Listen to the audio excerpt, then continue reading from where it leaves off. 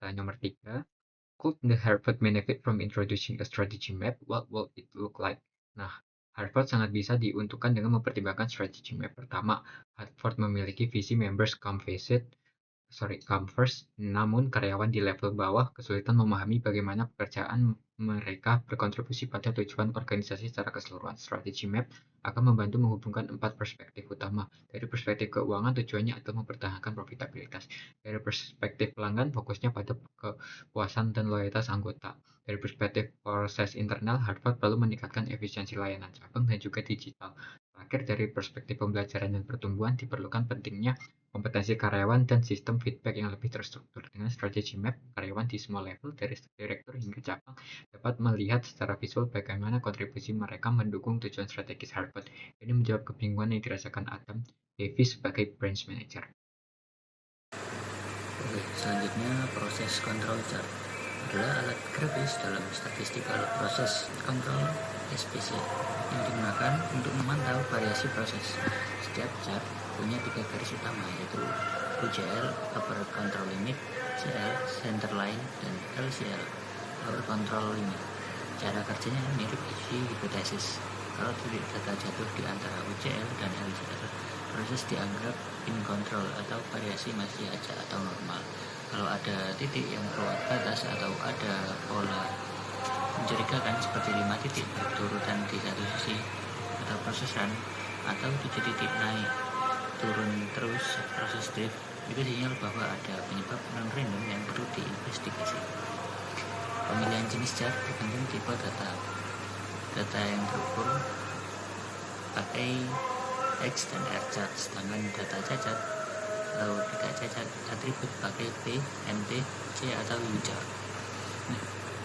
Australia menekankan bahwa control chart bukan sekedar alat statistik tetapi bagian dari budaya perbaikan berkelanjutan. Ada 6 langkah generalisasi yang berlaku untuk semua jenis chart. Langkah yang pertama yaitu identifikasi operasi kritis. Lalu langkah kedua menentukan karakteristik produk kritis. Lalu yang ketiga, pilih variabel atau atribut. Lalu yang keempat, pilih jenis chart. Lalu yang kelima, hitung batas kendali dan gunakan secara konsisten. Lalu yang terakhir itu perbarui batas saat proses berubah. Nah, ketika proses auto control, prosesnya harus dihentikan.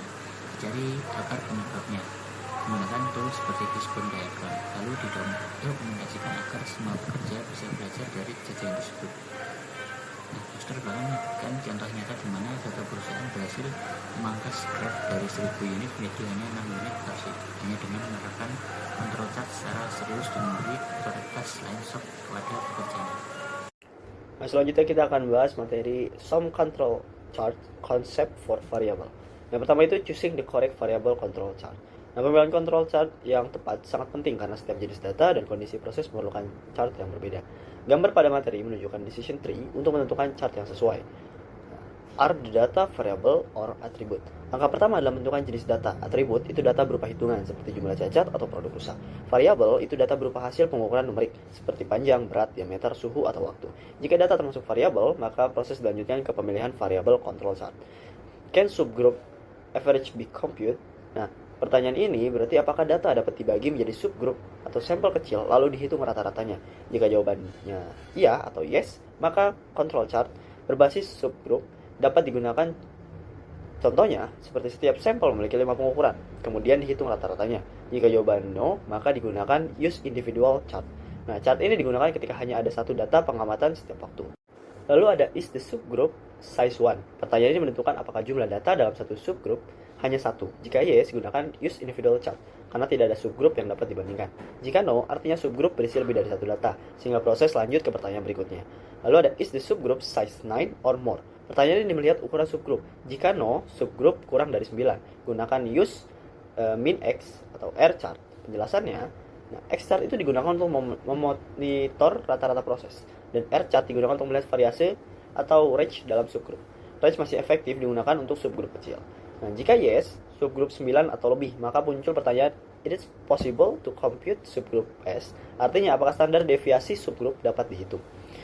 Jika yes digunakan, min X atau S chart, karena untuk subgroup besar, standar deviasi lebih akurat dibanding range. Nah, min-X chart itu memonitor rata-rata proses, sedangkan S-chart itu memonitor standar deviasi proses. Jika no, gunakan min-X atau R-chart. Karena standar deviasi tidak dapat dihitung, maka range tetap digunakan.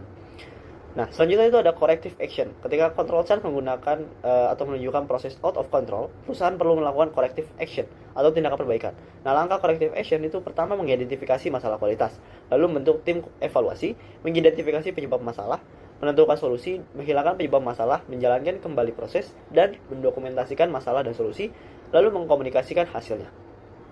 Lalu ada how do we use control chart to continuous improve. Salah satu tujuan utama control chart adalah mengurangi variasi proses secara terus-menerus. Semakin kecil variasi, proses semakin stabil, kualitas semakin konsisten, dan produk semakin baik. Continuous improvement control chart membantu perusahaan untuk memonitor proses, menemukan penyimpangan, melakukan perbaikan berkelanjutan. Nah, perubahan control limits, jika proses benar-benar mengalami peningkatan, batas kendali antara UCL dan LCL dapat dihitung ulang. Namun, control limits hanya boleh diubah jika memang terjadi perubahan proses yang nyata, karena perubahan kecil dan acak masih merupakan bagian normal dari proses. Nah, fokus utama control chart itu tidak hanya digunakan untuk mencari kesalahan, tetapi juga untuk menjaga stabilitas proses, mengurangi variasi, dan mendukung continuous improvement. Lalu ada tempering with the process. Nah, tempering itu adalah melakukan penyesuaian proses terlalu sering terhadap variasi acak yang sebenarnya normal. Contohnya, operator melihat hasil sedikit naik, lalu langsung mengubah setting mesin, padahal perubahan tersebut masih dalam batas normal. Nah, mengapa tempering ini berbahaya? Variasi acak selalu ada dalam proses produksi. Jika setiap variasi kecil langsung diperbaiki, proses menjadi tidak stabil, variasi justru meningkat, muncul special cause variation yang baru. Akibatnya kualitas memburuk dan proses sulit dikendalikan. Nah, prinsip penting dalam SPC, jangan melakukan perubahan proses tanpa bukti bahwa proses benar-benar out of control. Perubahan hanya dilakukan jika terjadi pola abnormal, titik keluar dari control limit, atau terdapat indikasi special cause variation. Pada materi ini kita akan membahas terkait proses capability over variable. Nah, proses capability merupakan suatu kemampuan untuk memproses produksi dalam menghasilkan produk yang sesuai dengan spesifikasi secara konsisten. Jadi, fokus utama dari proses capability adalah bagaimana kita melihat apakah proses ini betul-betul bisa dikatakan mampu memenuhi standar kualitas yang sudah ditetapkan oleh perusahaan. Nah, kemudian tujuan utama dari analisis ini adalah untuk mengetahui tingkat kemampuan proses, mengurangi variasi, serta menekan jumlah produk cacat. Selain itu juga, proses capability membantu perusahaan dalam melakukan continuous improvement karena perusahaan dapat mengetahui apakah prosesnya betul-betul stabil dan ataukah masih perlu diperbaiki. Dalam proses capability index terdapat indeks yang disebut CPK atau proses capability index. Nilai ini digunakan untuk mengukur seberapa baik proses memenuhi batas spesifikasi atas dan bawah. Kemudian semakin tinggi nilai CPK, maka semakin baik kemampuan proses tersebut. Secara umum, apabila nilai CPK ini masih di bawah 1, maka proses tersebut bisa kita katakan bahwa belum capable, karena masih banyak kemungkinan produk berada di luar spesifikasi. Jika nilai CPK sudah di atas 1,5, 1,25, maka proses dianggap capable, sedangkan nilai 2 menunjukkan kualitas kelas dunia atau yang biasa disebut Six Sigma. Melalui proses capability ini, perusahaan dapat mengurangi defect, meningkatkan efisiensi produksi, menjaga konsistensi kualitas, dan pada akhirnya meningkatkan kepuasan pelanggan atau meningkatkan customer satisfaction.